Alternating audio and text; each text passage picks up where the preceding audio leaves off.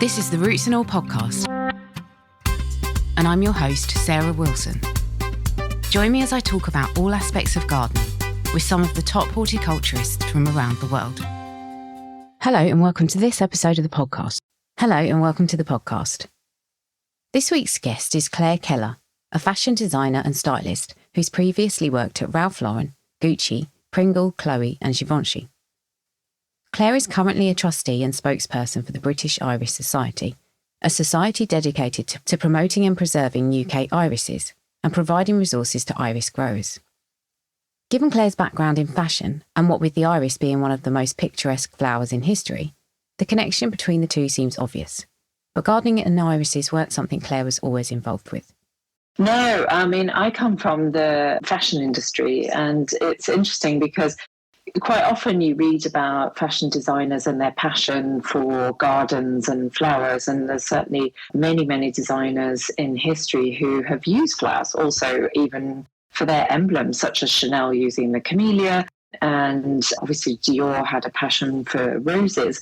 And so it's quite interlinked. And myself, I sort of came into gardening a bit later when I was just starting to build a garden myself. I came down to Cornwall about 7 years ago and had a garden that was a sort of fairly small size, I'd say a third of an acre, and there was a long Cornish wall. A Cornish wall is essentially a big stony banked fence, and there was a privet hedge growing in the top, which is kind of my boundary wall, and the entire length of the front of that was a huge bank of irises, all one type. I didn't know what they were. They were quite simple, but they did look like bearded irises. It was one that I'd not seen in any nurseries or when I'd looked online. And so I actually contacted the British Iris Society to find out what they were, thinking maybe they are historic irises because they seem to be something that's not familiar in commercial outlets that I could buy them from. And that's how I got in touch. And I actually really loved the kind of conversation, the sort of lovely banter that we had back and forth about what they could be. And I got sort of exchange from one email to another, meeting different members of the society, trying to find out what it was. And it turns out it is what we think is called Alcazar, which I believe is a historic iris from the 1920s.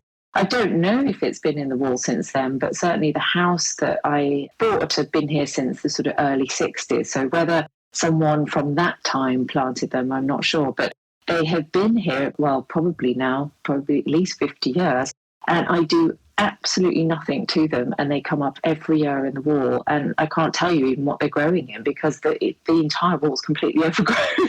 So it's quite astonishing, really. But they're quite fabulous, and so I really got interested in the society through talking to various different members, and it's been a really lovely journey of understanding more about what they do and also about the way they work and how they try to preserve irises and actually encourage people to join the society to keep the iris growing community going. Yeah, what a lovely journey to have gone on. So in terms of species, how many different types are there? And I wondered if you could maybe describe some of the main types that people might grow in their gardens. Because as a gardener who loves irises, I still sometimes think, oh, hang on a minute, which type is that? Because not only are there quite a few of them, they're quite distinct from each other, aren't they?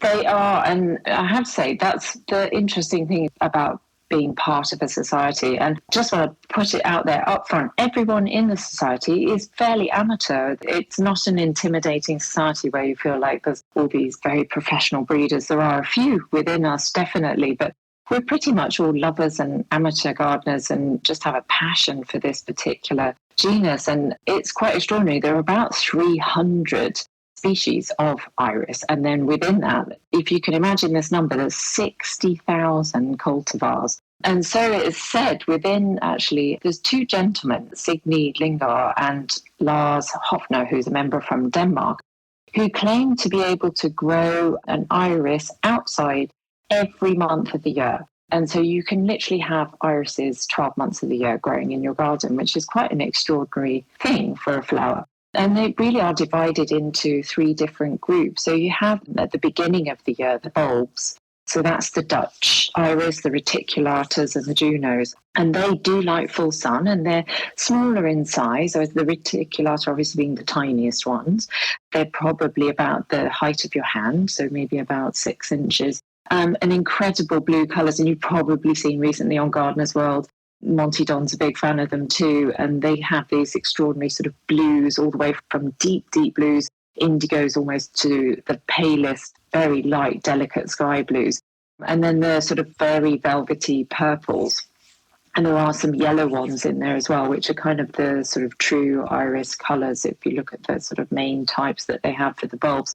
And the Dutch are the next ones that come out right after daffodils. So as your daffodils go over, the Dutch iris come up, and they're very long and elegant. And I would say they're probably about 30 or 40 centimetres tall. And they really have this extremely delicate, very, very soft flag type shape, but so fine and very refined. And generally they are white, the sort of pale blues, going into the purples. And they've had recent introductions. I think it's called Lion King, which is a lovely Bordeaux bronzy colour. And then there's a yellow. And so those come up sort of right after the daffs, kind of as you go into sort of late April. And then they like the full sun, and they're a bulb. So they come in actually a tiny little bulb with a sort of papery outer layer. And they like to be planted deep. And as with all bulbs, and something well draining is really good, but they're super easy to grow. And I have to say, I've been fairly sort of neglectful of some of mine, even in pots, and they just flowered incredibly. Even if I haven't watered them every week, I might have gone 2 or 3 weeks and gone, oh no, I forgot to water. And I've come back, and they because they're so drought tolerant, they just keep going, and they've got incredible resources. And so they put on a fantastic show at the early part of the year. So really from sort of end January through to the end of April, you can really go with the bulbs, I would say, of the iris family. And then you have the other two main groups, which are the beardless and the bearded. And I think most people know the bearded as being those fabulously tall, kind of wonderful flag irises, with some that are very frilly, which are the more modern irises, and then the historic ones, which are much more simple, and the ones that you often find in paintings. And there's like a fantastic history to the iris, especially from the historic point of view. You're going all the way back to ancient times between the Egyptians and the Romans loving irises. Florence, the emblem of the city from that time, in the Byzantine time, has got the beautiful fleur-de-lis, which is obviously a very heritage iris shape. And then you go even into Elizabethan times. There's a portrait of Elizabeth I, and she has a dress covered in irises. So it's just got a fantastic kind of heritage. And the historic ones are, I would say, categorized by the fact that they're quite simple in form, and they tend to be the stronger of the irises to grow. That's what's in my wall. And as I said, it's probably been there decades, and they are known to be extremely robust. And I think that's one of the characteristics. They were bred to be extremely upright and straight. And they generally, I think, have between sort of 5 to 6 or 7 flowers per stem. Whereas the more modern ones, you can get up to maybe even 12 flowers per stem. So much more proliferous, and they're still really stunning. And they can even grow as high as sort of 5 foot tall. They're quite fantastic flowers, depending on how happy they are in their spot. Whereas the beardless, I would say the category of beardless irises, they differ in the fact that they can be grown in full sun, but also some of them partly in shade. And I know that's an appealing factor to some people, because quite often you end up having those patches of your garden where you've got slightly shadier areas. And they seem to be okay. They seem to be a little bit happier in that sort of environment. So that's the Siberian irises, the Japanese irises, and then, of course, yellow flag irises, which are very happy in ponds and bogs and very watery environments. So there's sort of a full range of different typographies that you can grow irises in. It's really about that classic saying of right plant for a right place. Wow. I mean, that is such a good overview. Thank you for that. So in thinking about things that are maybe slightly different in the world of irises, are there any that people might buy? You know, I've done it myself. I've gone to a flower show, I've bought an iris, and I've not had a lot of success getting it to come back. But that's because I've gone for something ridiculously fancy. I've stuck it in my clay and I'm heading for a cropper. It's always going to happen. But I can't help myself because I'm just enthralled by them and I can't leave it behind. But thinking about other irises, are there any that aren't completely hardy, or are they all fine in our climate in the UK? I would say most of them are, I have to say, unless you've got a particularly sort of wet and cold and freezing spot of the UK, you might suffer from a bit of root rot. But the main body of irises can cope with pretty much anything. I mean, I'm lucky down here in Cornwall, we don't have particularly cold winters. It's fairly mild and we're baking hot in the summer. So my soil can sometimes go to concrete almost, but they love it. That's when they flower, is when the soil is its most toughest. And like I said, the historic ones are in a wall, and I can genuinely say I have no idea what they're growing in, because that wall has probably got hardly any soil in. So all I can think of, and I can see the rhizomes sort of between clumps of ivy on the wall, and they're just extraordinary. They come up every year without fail. So there are sometimes those things where you hear those stories of, you get a plant that is growing in some gravel or something like that, and you think, right, I'll just put it in some soil, and then it dies on you. And you think, but it was growing in nothing before, I don't understand.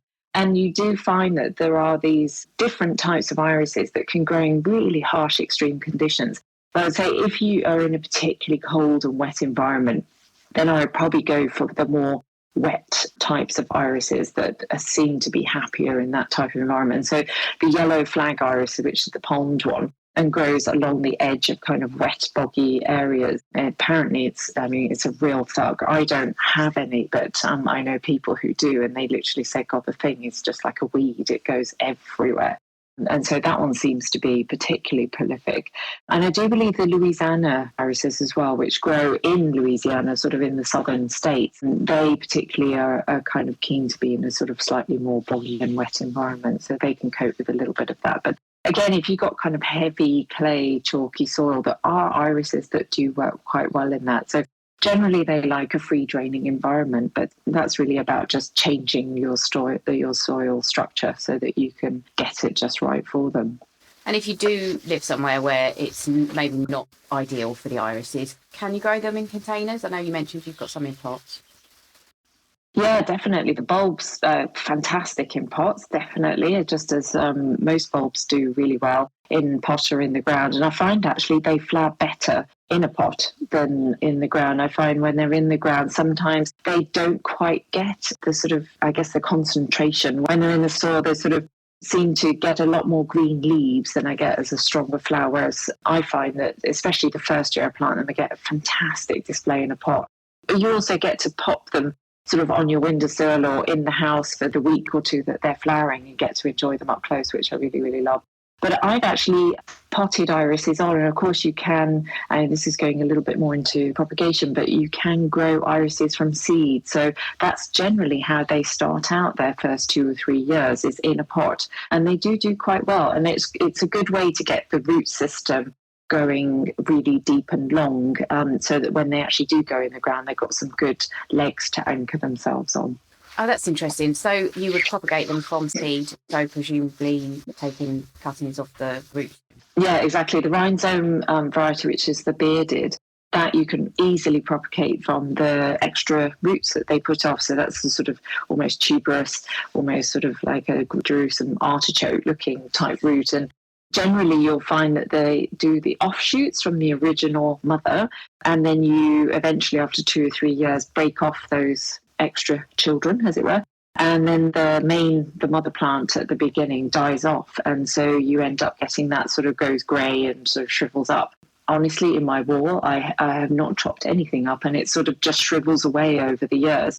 But for a better health of plant, it's good to sort of cut it out and then let the new ones start developing, and they provide strong new plants. But the society really promotes seeds, actually, and most of the members try to collect seeds from their gardens, and we sell them on the website, and you can get 10 packs of seeds for £5. And that way you get to grow an iris that maybe potentially you might pot on and then give to other people. But it's a quick turnaround. So the seed grows obviously the first year, and then you pop it in, as most people do in the spring, in a nice pot, in a good sort of free draining compost. And then about a year later, you should get a good growth of the green leaves. And within the second or third year, you'll get your flower. So it's quite a quick process, which is quite encouraging. But often with the seed process of propagating, you find that it might be a long time before you get the flower. But actually, with irises, it's fairly fast. That is good to know, actually. I didn't realise that. I don't need to know that because now I'm going to be on your website. And we do. We have a big list on the website, so you can go on and look them up, and it's all the different types of irises. So you can find the one that particularly suits your soil, and then they have both historic and modern irises. So it's a good mix. The thing we don't have on the site are the bulbs, because you can get those quite freely at nurseries. But generally, most of the members do contribute to the seeds and the bank that goes into the society. And that's part of what we do, is really try to promote people to grow them on their own and potentially then cross-pollinate and maybe make a new one. And so that's part of some of the services that happen within the society, of trying to really encourage lots of animators to get involved. And it's a really lovely community, trying to build up the stocks and to maintain some of the historic ones too. That's really interesting. And what other work is underway to conserve some of the historic ones?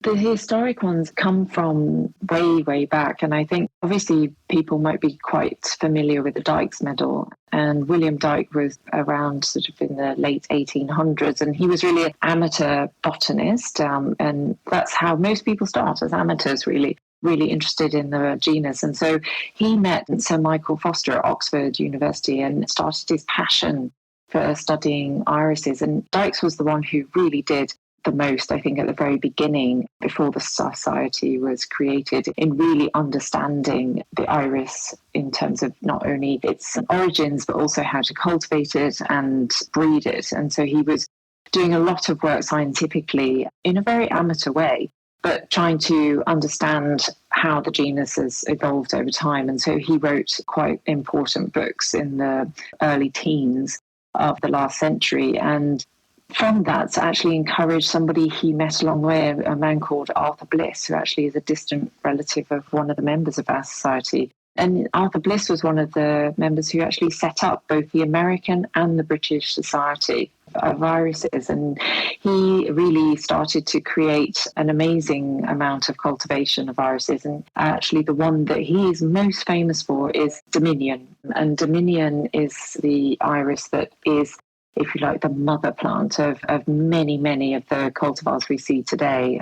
Quite an incredible flower, which was hailed at the time as one of the most extraordinary irises, because it has the most sort of lush, silky velvet form. And that was something that was hugely prized. And actually, his love of irises really grew from trying to breed the one thing that no one's managed to do yet, which is the pure red iris. We have absolutely every colour under the sun. Iris is the name of rainbow.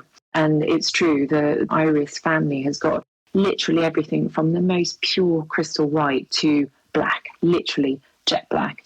The iris root, actually, in historic times, if you mixed it, I think I would say it's with sulfur dioxide or a certain chemical, the root produces a black ink that can actually be used for printing, just jet black. So it's got this incredible breadth of colour, but the one colour that's missing is that sort of almost like the classic red, like a red rose. That is the only colour that doesn't really truly exist in irises. And that was his passion, was to try and create a true red crimson iris. And in trying to cross and cultivate this, he came across Dominion, which is literally the mother plant of so many of the modern irises. And so the Dykes Medal was created as part of all of this breeding and cultivation over the time. And so one of our members has a collection of Arthur Bliss's irises, which there are many, many, about nearly close to 100.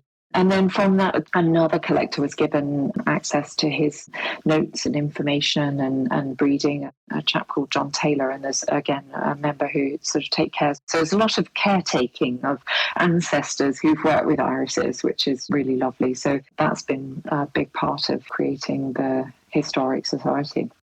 That's fascinating about the red. Does that ever occur in the nectar guides?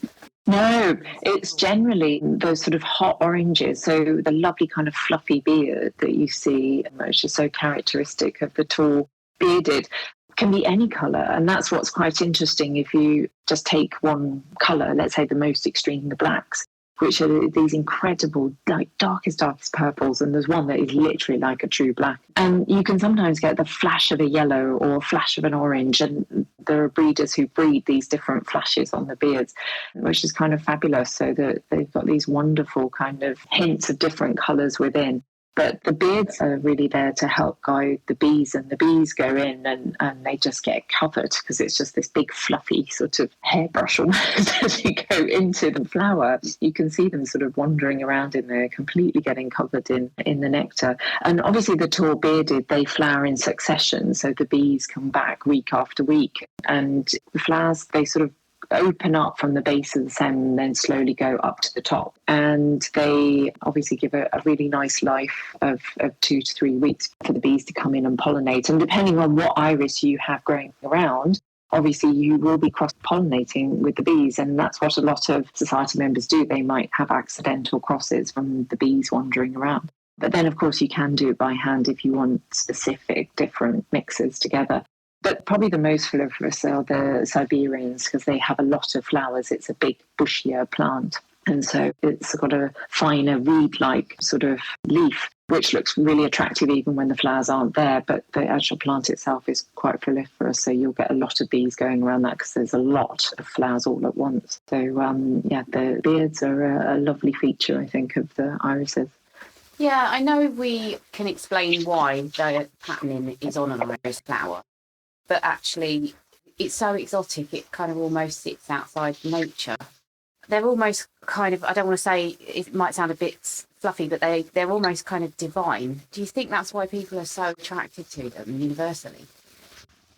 They are. I think it's the fact that there is this exoticness to them, but actually they are something that's much more common in sort of Europe, the Mediterranean, and America, actually. I mean, they grow everywhere from mountains to bogs to deserty arid areas. There's so many different sort of terrains that they can occur in. And of course the Japanese really admired irises and not only used them in their paintings but also on kimonos and in their art. And so there's this elegance that they have and this almost orchid-like look. And just in terms of the artistic value, I guess, of an iris, you can have everything from an extremely simple, refined iris to a really blousy, frilly, quite sort of girly, feminine one in a way. And like I said, the variety of colours is kind of extraordinary. So if you've got a real passion for browns, there are brown irises. You know, there's these beautiful kind of beigey pinks and lovely sort of bronze colours. And actually I've recently got into sort of that family of colours because it's a really unusual colour to have in the garden. And normally you think of browns as being a sort of decaying tone and a colour of sort of withering, but actually these are sort of tinged with pink and rose and red. So there isn't really another flower I can think of that has that other than orchids. And so there's this really lovely thing of having these very tall, almost orchid-like plants, whereas most of the time you think of orchids as an indoor plant that you have in your house or something that's so exotic that you have to have this very specific growing environment.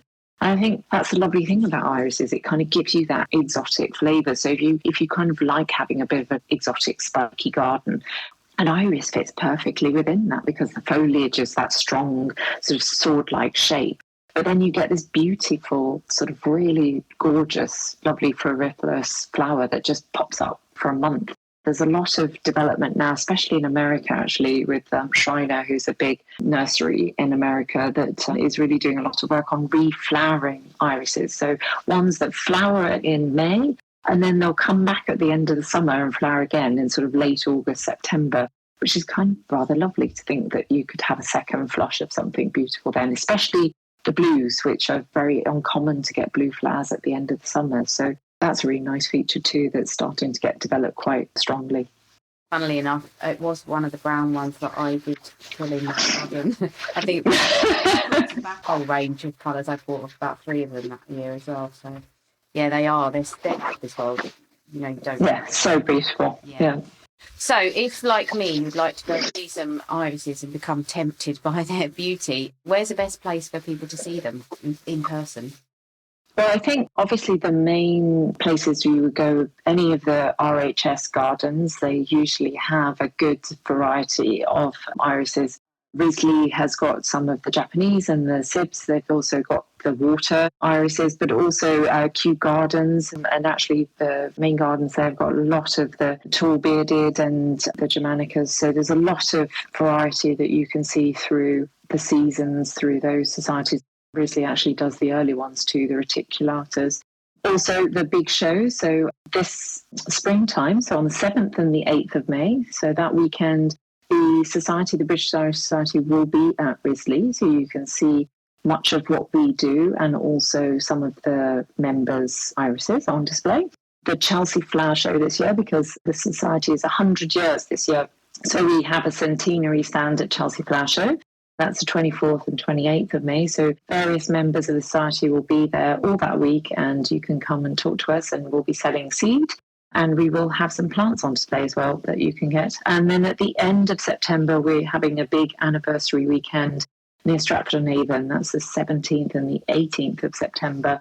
And that's where the Society gets together, and actually there's lots of talks from Society members and breeders of iris on the various different types and also how to grow irises in the best way. So lots of opportunities. And then, of course, the nurseries that do sell irises, such as Seagate up in Lincolnshire, there's Clare Austin, Wootton's, Chailey irises in Kent, and irises of Sissinghurst, which is not part of Sissinghurst Castle, but they have a heritage collection of irises as well.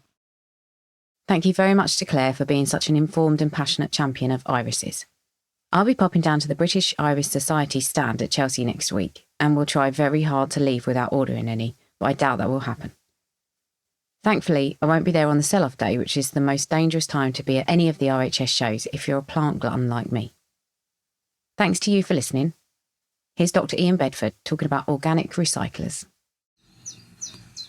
A healthy, naturally balanced ecosystem, where plant life and animals live in harmony, is dependent on a complex web of interactions that function between them. Often fragile interactions that govern the survival of individual species and the habitats where they feed and reproduce. And we'll certainly witness some of these interactions in our gardens, such as those between the flowering plants and their pollinators, the herbivores that feed on the plants, and the creatures that predate on them. But probably less obvious are the interactions on the ground and within the garden soil, with the creatures that consume dead organic matter, converting it into the natural compost that sustains nutrient-rich, healthy soils. The recyclers, creatures that include the earthworms, numerous fly larvae, and beetle grubs. However, some of the most effective recyclers are often wrongly assumed to be plant pests, such as the many slug species that only eat rotting vegetation, and the woodlice that consume decaying wood. Also, a unique group of invertebrates that were one of the first animals to appear on land over 400 million years ago, and have remained an important element of healthy ecosystems. Millipedes, nocturnal, detritus-eating creatures with long, segmented bodies that are sometimes mistakenly referred to as pests when found feeding amongst plants that had already been damaged by other creatures. Despite similarities to centipedes, their carnivorous cousins, millipedes differ by having 2 pairs of legs per body segment, while centipedes have 1. They also differ by being able to coil their bodies into a tight spiral when disturbed, which protects their head and their many pairs of legs. Extraordinarily large numbers of legs, which obviously inspired their millipede name, meaning 1,000 feet. But following on from their classification in the 18th century, millipedes hadn't actually lived up to their name, and in fact, people who'd spent their time counting legs on the different species contemptuously called them frauds, since the highest number of legs ever recorded was 750 on a Californian millipede in 1920. However, 101 years later, during 2021, 60 metres below scrubland in Western Australia, a previously unrecorded species of millipede was discovered. A species that justifiably was a genuine millipede, with a truly astonishing leg tally of 1,306. You can download or listen to the podcast direct from the website rootsandall.co.uk. Please also check out my Patreon, where you can make a one-off donation or take out a monthly subscription to help support the podcast. Because if you enjoy the show, please help it continue. I also have a GoFundMe where you can make a one-off donation. Even a one-off donation of £1 helps, and I'll be really grateful for your support. So please go to Patreon or GoFundMe and search for Roots and All Podcast.